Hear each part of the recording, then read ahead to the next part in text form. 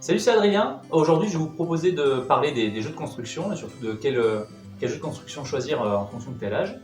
On va commencer par la première tranche. On va dire qu'on va sélectionner des jeux jusqu'à 4 ans, donc vraiment pour les tout petits. Il n'existe pas forcément grand chose et la plupart du temps sur les boîtes, il n'y a pas forcément marqué que c'est à partir de tout petit, mais vous pouvez aller les yeux fermés vers tout ce qui va être jeu magnétique. Donc les Macformers, les SmartMax, les Magnetico aussi. Donc tous ces jeux, ils vont pas forcément construire quelque chose de très élaboré, mais ça va être la manipulation des éléments entre eux qui va leur procurer vraiment du plaisir. Et vous pouvez aller aussi sur un jeu qu'on a découvert cette année qui s'appelle les Squigs, qui sont des petites ventouses. Alors on peut les ventouser entre elles, ça fonctionne assez bien, mais en général les tout petits ne vont pas réussir. Voilà, ça ventouse relativement bien. Mais ce qui va surtout les amuser, c'est d'aller ventouser partout sur les meubles, par terre, ça marche même sur la tête, ça marche partout. Donc ça, pareil, ça fonctionne très bien, ils ne font pas des constructions très élaborées, mais ça les intéressera beaucoup.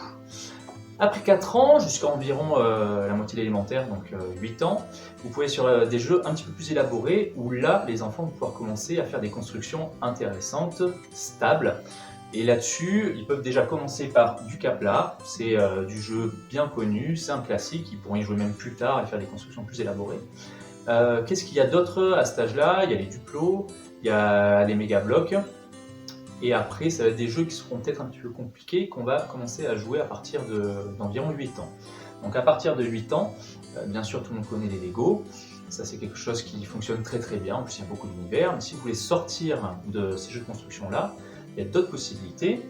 Il y a les Clix, il y a les Bunchems qui ont été très tendance à un moment donné, il y a les Geomag, on retrouve aussi les Mécanos, les Kenex, les Polydrons.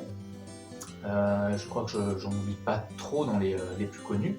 Ça, c'est vraiment des jeux de construction qui, pour la grande majorité, vont permettre des constructions très stables et même pouvoir permettre à l'enfant de créer des constructions qui vont intégrer dans leur jeu de mise en scène, donc dans les jeux avec les figurines. On va pouvoir créer des véhicules, créer des structures, créer des personnages, et ça, ils vont pouvoir les intégrer au jeu de mise en scène.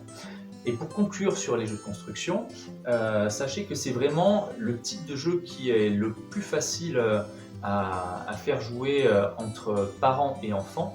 Souvent l'enfant, surtout pour les plus petits, ont tendance à avoir besoin qu'on leur montre, et du coup ça crée vraiment un lien particulier de jouer à des jeux de construction avec son enfant.